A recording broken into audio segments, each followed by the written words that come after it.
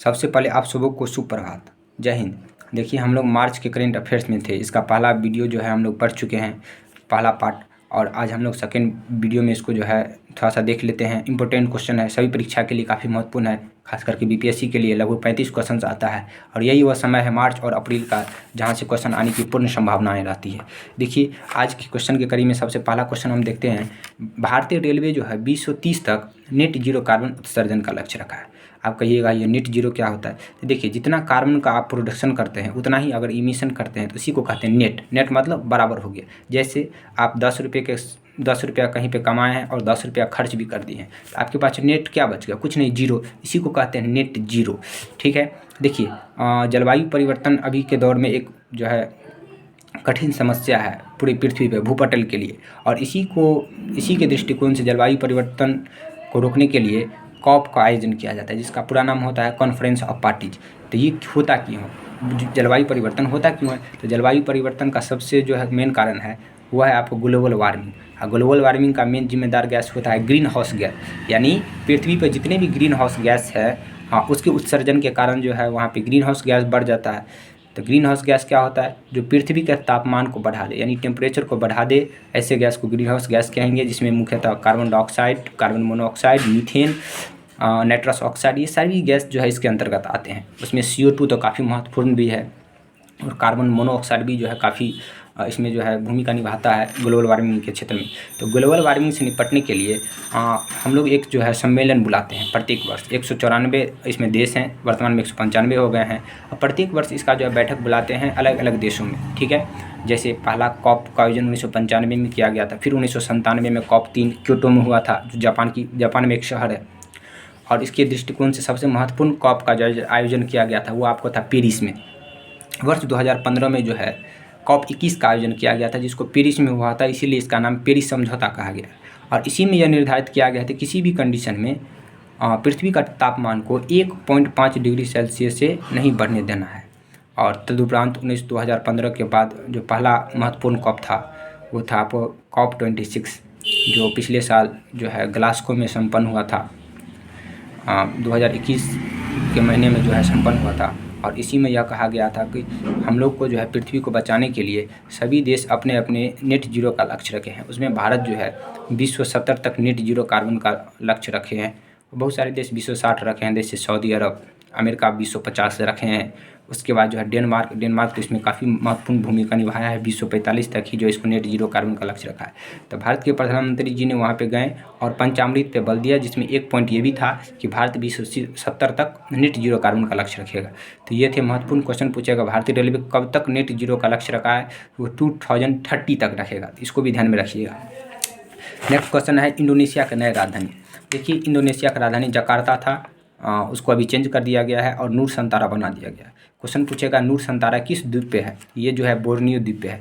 देखिए इंडोनेशिया में बहुत सारे द्वीप हैं। ठीक है। इसको द्वीपों का देश भी कहा जाता है। लगभग 13,000 द्वीप है, इसलिए इसको आर्क्योपेलिगो कहा गया है। यानी बहुत सारे द्वीप है तो द्वीपों के समूह को आर्क्योपेलिगो कहा जाता है। तो इंडोनेशिया को आर्क्योपेलिगो कहा गया है, इसको भी ध्यान में रखेंगे। विश्व में सबसे अधिक मुसलमान कहाँ रहता है? तो इंडोनेशिया में ही रहता है। तो ये दो महत्वपूर्ण क्वेश्चन थे, इसको ध्यान में रखेंगे। देखिए अभी पूर्वोत्तर भारत के 3 राज्य में जो है आपको चुनाव संपन्न हुआ, जैसे नागालैंड है, त्रिपुरा है और मेघालय में है। क्वेश्चन पूछेगा तीनों में विधानसभा का कितने सीट है? तो याद रखिएगा तीनों में 60 विधानसभा का सीट है। ये काफ़ी महत्वपूर्ण हो जाता है। और नागालैंड का जो है लगातार 5वीं बार मुख्यमंत्री नेफ्यू रियो को बनाया गया है, जो काफ़ी महत्वपूर्ण रखता है। और नागालैंड से जुड़ी एक और महत्वपूर्ण क्वेश्चन है, वह है हेखानी जाखलू। नाम सुने ही होंगे हेखानी जाखलू का। वह जो है नागालैंड के इतिहास में पहली बार महिला विधायक बनी है। नाम याद रखिएगा हेखानी जाखलू। ठीक है। और इसी कड़ी में यह भी याद रखिएगा कि 1963 ईस्वी में नागालैंड को राज्य का दर्जा दिया गया है। ठीक है। फिर आता है त्रिपुरा। तो त्रिपुरा का जो मुख्यमंत्री है वो मानिक शाह को बनाया गया है। और कोडराम संगमा जो है आपको मेघालय का जो है आपको CM बने हैं, CM के रूप में शपथ लिए हैं, तो इसको भी ध्यान में रखेंगे। उसके बाद है जम्मू कश्मीर में पहली बार लिथियम का भंडार मिला है।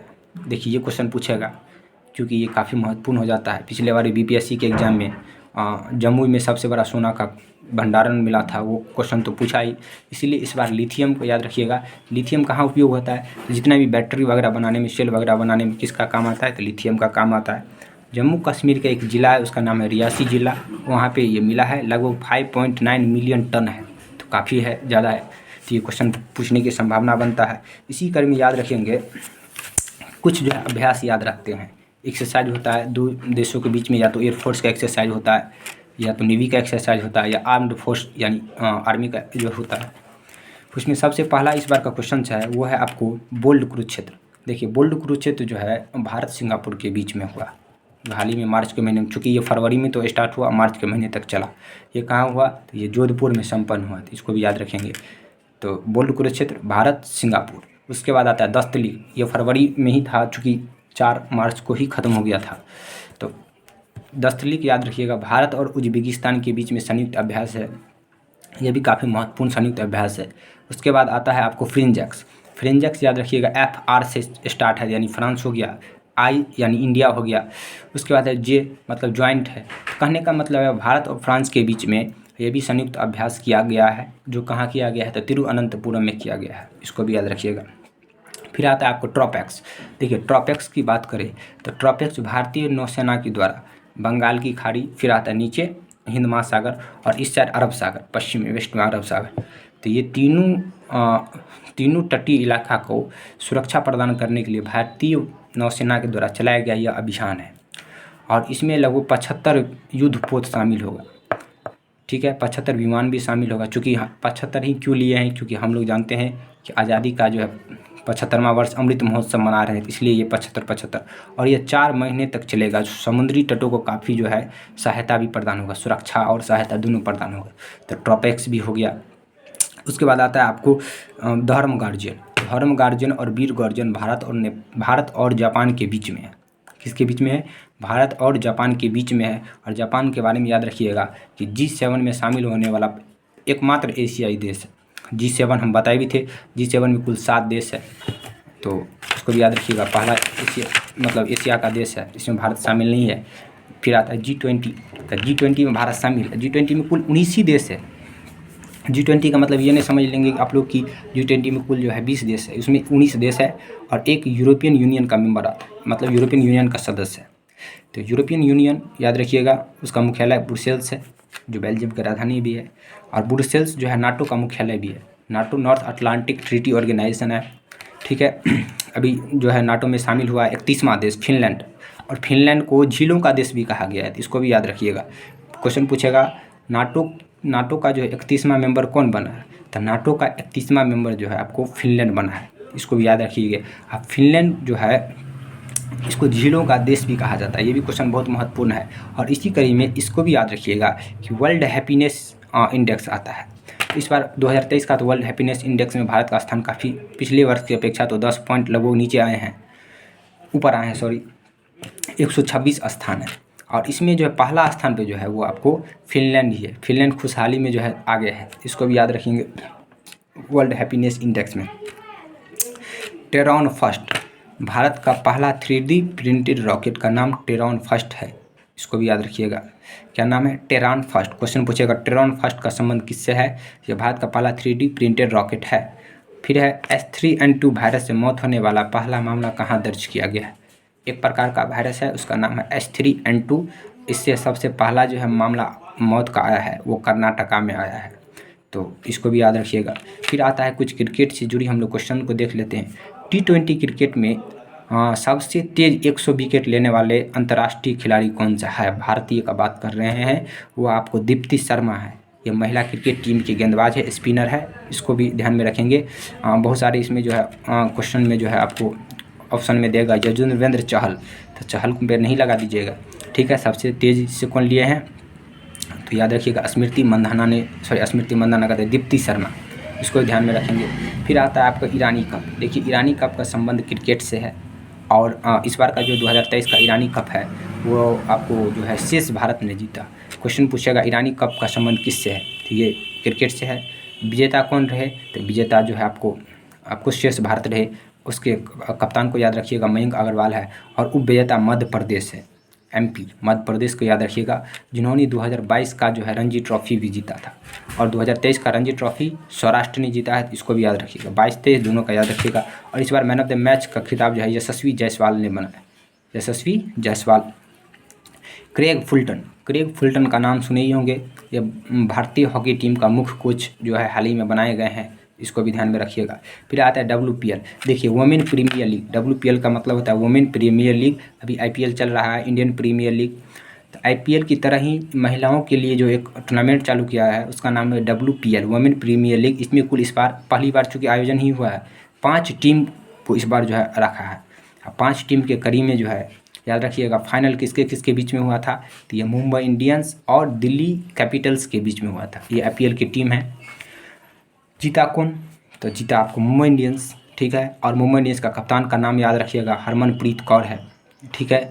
इस एक क्वेश्चन और याद रखिएगा कि इस IPL की नीलामी में, महिला IPL की नीलामी में सबसे महंगा खिलाड़ी कौन बनी है, तो ये स्मृति मंदाना बनी है, जो RCB की कप्तान भी है।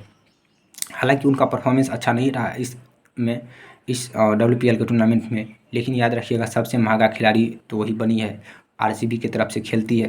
तो ये आपको जो है अच्छा क्वेश्चन था, इसको भी ध्यान में रखिएगा। फिर है गणित का एबल पुरस्कार कहा जाता है। गणित का एबल पुरस्कार जो है आपको, मतलब गणित का नोबेल पुरस्कार कहा जाता है एबल पुरस्कार को। ये किसको दिया गया है, लुइस कैफरली को दिया गया है, इसको भी याद रखने का कोशिश कीजिए। अगला है रामचंद्र पौडेल नेपाल के नए राष्ट्रपति बनाए गए, ठीक है। जबकि वहाँ के जो है प्रधानमंत्री पुष्प कुमार प्रचंड है, भैया प्रचंड है, याद रखिएगा। नेक्स्ट क्वेश्चन है, हाँ देखिए 8वां रायसीना डायलॉग, रायसीना डायलॉग राष्ट्रपति भवन जिस पे है, तो वो आपको एक पहाड़ की चोटी पे है, पता ही होगा, रायसीना डायलॉग उसी का नाम है। तो रायसीना डायलॉग 8वां का आयोजन किया गया है इस बार नई दिल्ली में। उसमें जो है अतिथि का नाम पूछेगा कौन थे, तो इस बार का अतिथि इटली की प्रधानमंत्री आई थी इस बार, उसका नाम है जॉर्जिना मेलोनी। नाम याद रखिएगा, इटली के प्रधानमंत्री जॉर्जिना मेलोनी आई थी और भारत की यात्रा पे आए थे, तो वो मुख्य अतिथि उस टाइम बनी थी। तो ये बहुत महत्वपूर्ण क्वेश्चन हो जाता है। ये 2016 से रायसीना डायलॉग जो है होना स्टार्ट हुआ है, इस बार का 8वां है। उसका मुख्य अतिथि की कड़ी में एक और क्वेश्चन याद रखिएगा, इस बार का जो गणतंत्र दिवस हुआ 26 जनवरी 2023 को, उसमें मुख्य अतिथि कौन थे, तो उसमें जो मुख्य अतिथि थे वो आपको मिस्र के राष्ट्रपति, मिस्र का इंग्लिश में इजिप्ट कहा जाता है, तो इजिप्ट के ही जो है राष्ट्रपति थे अब्दुल फतेह अल सीसी, इसका भी नाम याद रखिएगा। क्वेश्चन फिर पूछेगा आपको कि प्रवासी दिवस जो हुआ था, 17वां प्रवासी दिवस इस बार मनाया गया है इंदौर में, तो इंदौर में मनाया गया, उसमें मुख्य अतिथि कौन थे, तो मुख्य अतिथि जो है इस बार की गुयाना के राष्ट्रपति थे, तो इसको इरफान अली नाम है, तो वो भी याद रखिएगा। और प्रवासी दिवस क्यों मनाया जाता है 9 जनवरी को, क्योंकि इसी दिन महात्मा गांधी 9 जनवरी 1915 को दक्षिण अफ्रीका से जो है लौट के आए थे। तो ये 3 अतिथि का नाम याद रखिएगा, एग्जाम के दृष्टिकोण से काफ़ी जो है महत्वपूर्ण है। अगला है नेवर नेवर पुस्तक के लेखक कौन है, तो नेवर नेवर पुस्तक के लेखक कॉलिन हूबर है, ठीक है। अगला है ऑस्ट्रेलिया का प्रधानमंत्री एंथनी अल्बनीज है, जो भारत की यात्रा पे आया था। और जापान के प्रधानमंत्री फुमियो किशिदा है, ये भी भारत की यात्रा पे आए थे, इसको भी याद रखिएगा। 36वां सूरजकुंड मेला का आयोजन किया गया फरीदाबाद में, फरीदाबाद कहाँ पड़ता है, हरियाणा में। यही आपके महत्वपूर्ण क्वेश्चन थे। एक वीडियो और बना देंगे तो ये छोटा छोटा वीडियो करके आप लोग को देखने में भी सुविधा हो जाएगा, ठीक है। तो मिलते हैं अगले वीडियो में, धन्यवाद, थैंक यू।